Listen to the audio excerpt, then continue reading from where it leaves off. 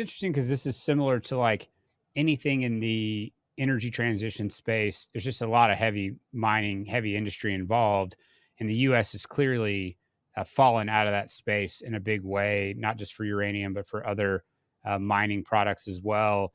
It's like it's kind of wild to me that we're moving to this future where people are wanting, or at least the popular public and politicians are wanting this lower carbon energy sources. Yet we need a lot of mining to get there.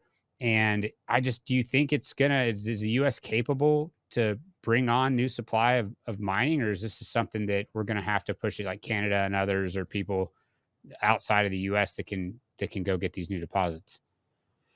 Well, uranium in particular, I think it can happen. There's people that are in the industry that have mines that maybe produced back in the last bull market shut down because of economics, so they're Hmm. ready to go, and so you can bring that on. It's just when the permitting will come through. So that is the X factor, is the permitting. Like it seems like these companies that I follow, they're moving through the permitting process, so they're not just being held up by the government saying no new uranium anything. They do, for security reasons, they probably want some supply. The question is just the timing, and is enough supply able to come on through permitting to meet whatever happens to demand down the road if Russia and Kazakhstan aren't always there for us. So after the last bull market, prior to the recent one, there was, I'm guessing, essentially just curtailments in the mining space, mines shutting down because the economics didn't make sense. How hard is it from a storage perspective? I mean, obviously, oil is very, you got to store it, and there's a cost there. Other commodities like natural gas, you got to store it underground. I mean, but for uranium, like, did they just have stockpiles? Was it easy to store? And then they just, as they work those off, they realize, we're going to run short. Or just walk me through like that supply cycle through the last bull market, and then what's kind of spurring this new one. Yeah, as far as cost, I don't think it's that expensive. You either just leave it in the ground. So there's two types of production. You can mine it, you just go underground and dig it up, or you can do in situ, which is what heavy oil in Canada. You pump some liquids down into the ground. You drill wells first, pump some liquids down. You get uranium back up in a liquid form, then you Hmm. process it. So they just would turn that off.